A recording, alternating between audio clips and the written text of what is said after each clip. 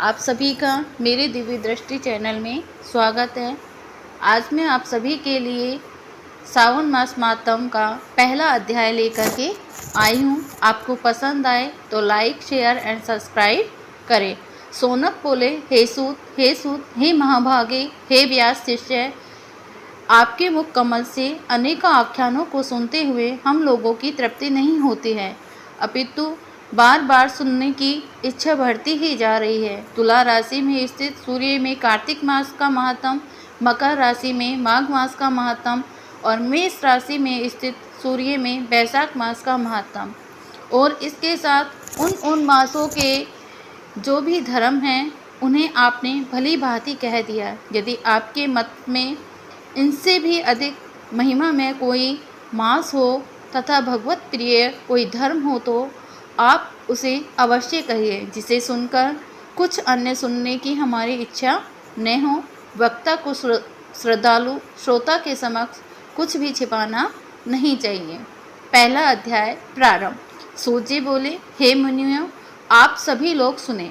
मैं आप लोगों के वाक्य गौरव से अत्यंत संतुष्ट हूँ। आप लोगों के समक्ष मेरे लिए कुछ भी गोपनीय नहीं है। दम्भ रहित होना, आस्तिकता, सठता का परित्याग, उत्तम भक्ति, सुनने की इच्छा, विनम्रता, ब्राह्मणों के प्रति भक्ति परायणता, सुशीलता, मन की स्थिरता, पवित्रता, तपस्विता और अनसूया, ये श्रोता के 12 गुण बताए गए हैं। ये सभी आप लोगों में विद्यमान हैं। अतः मैं आप लोगों पर प्रसन्न होकर उस तत्व का वर्णन करता हूँ। एक समय प्रतिभाशाली सनत कुमार ने धर्म को जानने की इच्छा से परम भक्ति से युक्त होकर विनम्रता पूर्वक ईश्वर भगवान शिव से पूछा। सनत कुमार बोले, योगियों के द्वारा आराधनीय चरण कमल वाले हे देव, हे महाभागे, हमने आपसे अनेक व्रतों तथा बहुत प्रकार के धर्मों का श्रवण किया, फिर भी हम लोगों के मन में सुनने की अभिलाषा है। 12 मासों में जो मास सबसे श्रेष्ठ, आपकी अत्यंत प्रीति कराने वाला है, सभी कर्मों की सिद्धि देने वाला है, और अन्य मास में किया गया कर्म यदि इस मास में किया जाए तो वह अनंत फल प्रदान कराने वाला हो। हे देव, उस मास को बताने की कृपा कीजिए, साथ ही लोकानुग्रह की कामना से उस मास के सभी धर्मों का वर्णन भी कीजिए। ईश्वर बोले, हे सनत कुमार, मैं अत्यंत गोपनीय भी आपको बताऊंगा।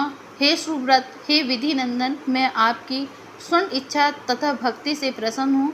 12 मासों में सावन मास मुझे अत्यंत प्रिय है। इसका महात्म सुनने योग्य है, अतः इसे सावन मास कहा गया है। इस मास में श्रवण नक्षत्र युक्त पूर्णिमा होती है, इस कारण से भी इसे सावन कहा गया है।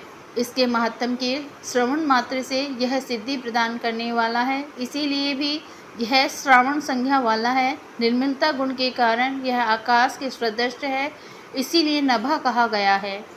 इस सावन मास के धर्मों की गणना करने में इस पृथ्वी लोक में कौन समर्थ हो सकता है, जिसके फल का संपूर्ण रूप से वर्णन करने के लिए ब्रह्मा जी 4 मुख वाले हुए, जिसके फल की महिमा को देखने के लिए इंद्र 1000 नेत्रों से युक्त हुए, और जिसके फल को कहने के लिए शेषनाग 2000 जिह्वाओं से संपन्न हुए। अधिक कहने से क्या प्रयोजन, इसके महात्म को देखने और कहने में कोई भी समर्थ नहीं है। हे मुने, अन्य मास उसकी एक कला को भी नहीं प्राप्त होते हैं। यह सभी व्रतों तथा धर्मों से युक्त इस महीने में एक भी दिन ऐसा नहीं है जो व्रत से रहित दिखाई देता है। इस माह में प्राय सभी तिथियां व्रत युक्त हैं।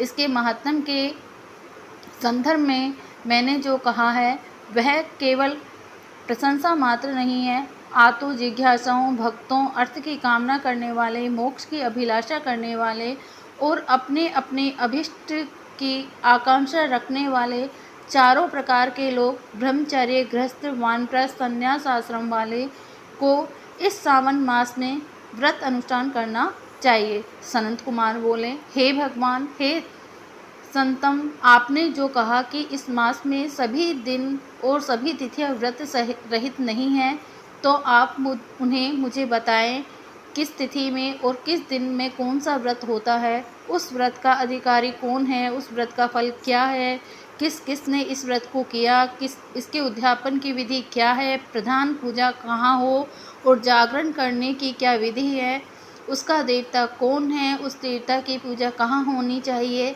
पूजन सामग्री क्या क्या होनी चाहिए, किस व्रत का कौन सा समय होना चाहिए। हे प्रभु, वह सब आप मुझे बताइए। यह मास आपको प्रिय क्यों है, किस कारण यह पवित्र है, इस मास में भगवान का कौन सा अवतार हुआ, यह सभी मासों से श्रेष्ठ कैसे हुआ, इस मास में कौन कौन धर्म अनुष्ठान के योग्य है। हे प्रभु, यह सब बताएं। आपके समक्ष मुझे अज्ञानी का प्रश्न करने में कितना ज्ञान हो सकता है, अतः आप संपूर्ण रूप से बताएं। हे कृपालु, मेरे पूछने के अतिरिक्त भी जो शेष रह गया हो, उसे भी लोगों के उद्धार के लिए कृपा करके बताइए। रविवार, सोमवार, भोमवार, बुधवार, बृहस्पतिवार, शुक्रवार और शनिवार के दिन जो करना चाहिए, हे प्रभु, वह सब मुझे बताइए। आप सबके आदि में आविर्भूत हुए हैं, अतः आपको आदि देव कहा गया है। जैसे एक ही विधि बाधा से अन्य की विधि बाधा होती है, वैसे ही अन्य देवताओं के अल्प दैव तत्व के कारण आपको महादेव कहा गया है। तीनों देवताओं के निवास स्थान पीपल वृक्ष में सबसे ऊपर आपकी स्थिति है। कल्याण रूप का होने के कारण आप शिव हैं और पाप समूह को हरने के कारण आप हर हैं। आपके आदि देव होने में आपका शुक्ल वर्ण प्रमाण है, क्योंकि प्रकृति में शुक्ल वर्ण ही प्रधान है। अन्य वर्ण विकृत हैं। आप कपूर के समान गौर वर्ण के हैं, अतः आप आदि देव हैं। गणपति के अधिष्ठान रूप 4 दल वाले मूलाधार नामक चक्र से, ब्रह्मा जी के अधिष्ठान रूप 6 दल वाले स्वाधिष्ठान नामक चक्र से और विष्णु के अधिष्ठान रूप 10 दल वाले मणिपुर नामक